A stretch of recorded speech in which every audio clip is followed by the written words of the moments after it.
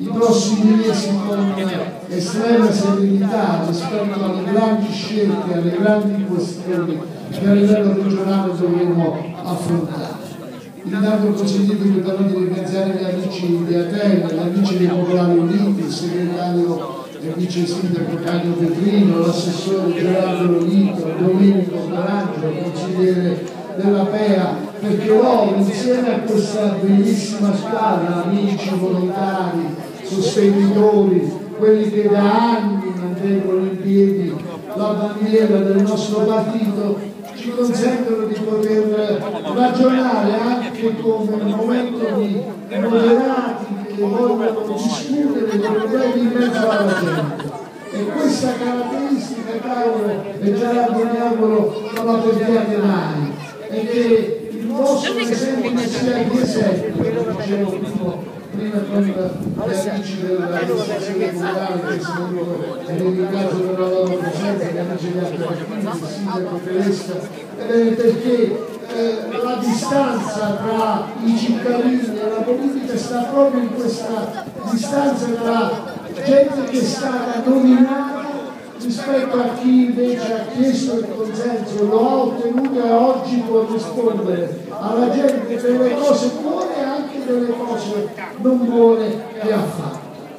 E siccome in questi tempi queste cose sembra che le diciamo tutti, però noi abbiamo titolo per dirle, perché noi abbiamo sempre creduto nel sistema della preferenza come elemento determinante per far scegliere alla gente il proprio rappresentante. Mi sembra strano che altri, anche qui in questa piazza, vengano a farci lezioni di moralità del sistema politico, di moralizzazione del sistema politico, ma non hanno mai chiesto un voto e non hanno nemmeno aperto mai un ufficio politico dove potersi recare per incontrare il suo eletto. Io vorrei che da questa riflessione partisse anche la pacata riflessione su quello che dobbiamo fare nel futuro. E allora 3 minuti soltanto per evitare di far venire il raffreddore e il mal di gola a tutti, perché su queste 3 grandi questioni noi come popolari ci stiamo arrovellando in questi mesi, in queste settimane. Noi siamo un'anomalia, se volete, del sistema politico regionale, ma non siamo un'anomalia in un sistema politico nazionale laddove le liste civiche e i movimenti regionali hanno un consenso perché la gente ci identifica e identifica la gente che sta nell'eletto, che sta in mezzo al popolo come elemento di riferimento. E proprio ieri il segretario nazionale del maggior partito della coalizione di centrosinistra Bersani ha incontrato i moderati e i rappresentanti delle liste civiche, perché nella prospettiva di una elezione politica nel prossimo anno inevitabilmente bisognerà costruire un'alleanza dove tutti abbiano diritto ad una voce, dove tutti possano rappresentare le proprie idee. Ma il modo sta per cambiare la legge elettorale e anche qui casca l'asino, direi. C'è una volontà reale dei grandi partiti di cambiarla a chiacchiere, di non volerla modificare, perché determinare chi il Parlamento deve sostenere le proprie ragioni è molto più semplice di chiedere uno. E in questo contesto e nelle difficoltà di un paese che ha una crisi economica che fortunatamente comincia a vedere in fondo al tunnel una luce fioca, piccola, ma che la vede, inevitabilmente c'è il distacco dalla gente, dalla politica e dai politici. E fenomeni come i grillini o come le liste estreme nel nostro paese prendono piede proprio per questa incapacità nostra, prendiamoci le nostre responsabilità di riuscire a guardare e a parlare al cuore della gente. Noi vogliamo continuare invece in questa direzione, correggendo gli errori, modificando anche gli atteggiamenti e le scelte che hanno portato ad una crisi economica così pesante. Anche in questo bisogna avere il coraggio di dire che inevitabilmente non ha favorito la crescita di alcuni settori vitali del nostro paese, ha sostenuto poco i settori come l'agricoltura o come i settori del commercio e dell'artigianato, come ci ricordava poc'anzi un amico commerciante, ma inevitabilmente ha intruppato tutto nel sistema pubblico, nella macchina del sistema pubblico, le risposte da dare ai nostri giovani. E se a questo aggiungiamo che in Basilicata è un dato ormai ricorrente, che ogni anno stiamo ripetendo, abbiamo qualcosa come 3.400 laureati e che non hanno una prospettiva di occupazione del territorio, ecco che immaginare una regione che si spopola è la cosa più semplice che c'è. Siamo già ad un bivio e in questo metodo, siamo alla seconda questione, noi dobbiamo anche cambiare e interpretare i bisogni reali che ha la nostra gente e che devono avere i nostri territori, ai quali indirizzare i giovani a costruirsi una prospettiva occupazionale, che significa anche incentivare di più l'iniziativa privata, significa sostenerla senza passarla, senza tagliargli le gambe, significa semplificare la burocrazia che oggi, prima di arrivare all'apertura di un'attività, deve compiere 40 passaggi o 40 certificazioni prima di mettere in campo un'attività privata. Se questa è l'analisi che ormai sulla quale tutti convergiamo, beh, dobbiamo essere conseguenziali. Ultima questione, che è quella più di natura regionale. Assistiamo in queste settimane, al di là delle diatribe che la pubblicistica locale, anche con cattiveria, ma se volete anche con uno scarso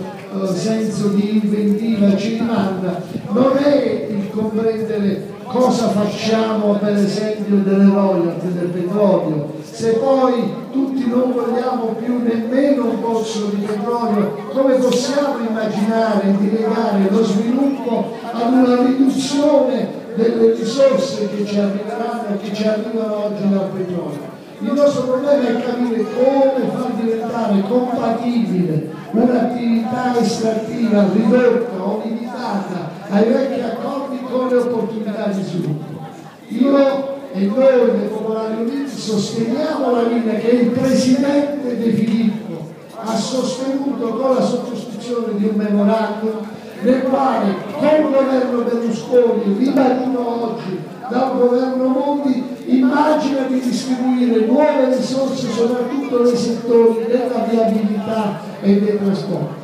Avete sentito che è previsto in quell'accordo, lo dico qui ad Atella, perché la dinamica di sviluppo del nucleo nefese è sempre più drammatica e difficile. Avete sentito che sono ipotizzati finanziamenti per il miglioramento della viabilità della potenza Melfi, che si è definito un intervento, seppur lo comprendiamo relativamente, ma che ha un obiettivo di agganciare l'alta velocità, della modifica e dell'ampliamento della rete ferroviaria della potenza Foggia, perché in questa dinamica ci fosse l'opportunità di nuova occupazione, di nuovo lavoro, di investimento che possa compensare, lo dico al mio amico Canio, quella che inevitabilmente si staglia agli occhi di tutti, che è la crisi del sistema automobilistico. La Regione ha finanziato il centro di ricerca, la Regione ha favorito l'insegnamento della Fiat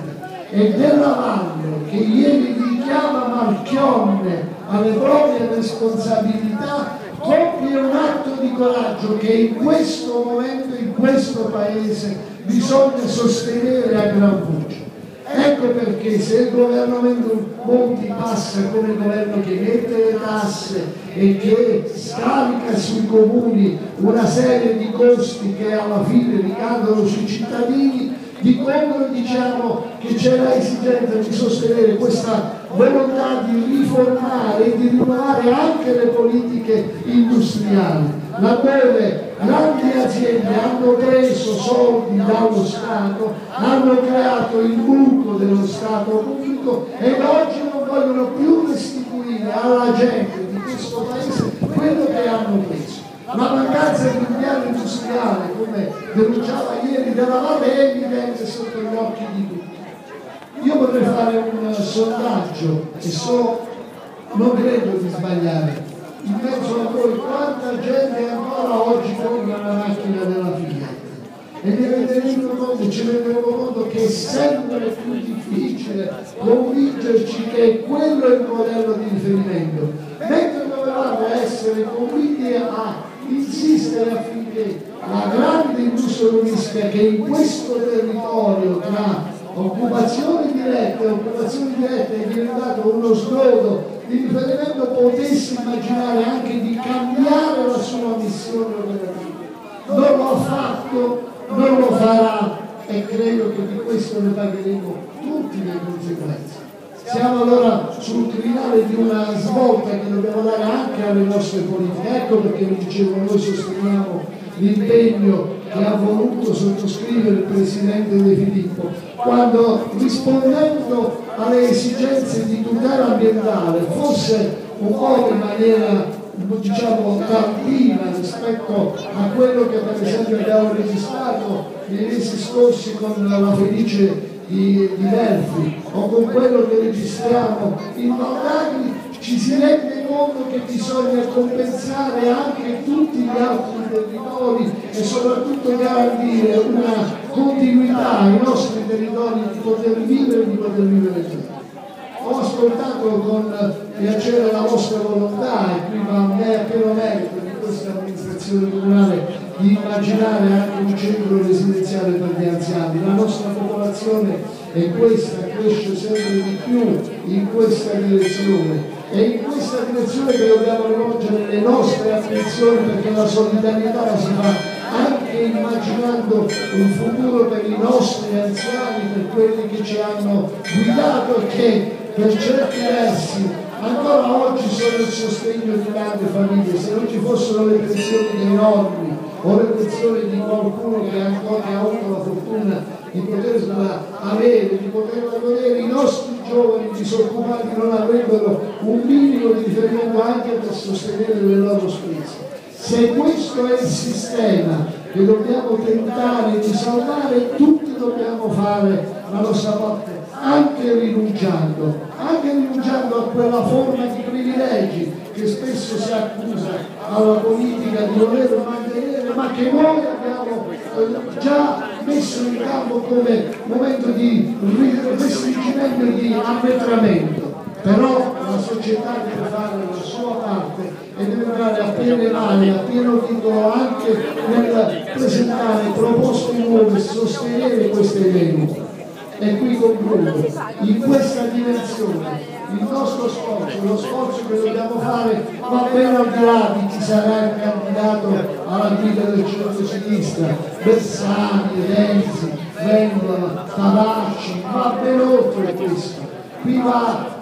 di mezzo la credibilità e anche la continuità della nostra regione, delle nostre comunità e del nostro paese, che inserito in un sistema europeo deve potersi dire moderno, e se è moderno deve anche cambiare alcuni suoi comportamenti e soprattutto costruire una prospettiva per le nuove generazioni, non immaginando un posto pubblico come dicevo prima, ma immaginando una dimensione di lavoro autonomo che sia capace di produrre ricchezza. È questa la dimensione dello sforzo che dobbiamo fare nel futuro, ed è questo il messaggio che io spero di poter venire qui insieme a voi a sostenere quando vi ricandiderete, e credo con pieno merito, alla guida di questa comunità, e sostenere lo sforzo che con pieno merito, nonostante le tante ombre che qualcuno può far vedere in lontananza o in alto nel cielo, ha garantito e garantisce una sorta di continuità e anche di stabilità democratica in questa regione. Grazie e auguri a voi.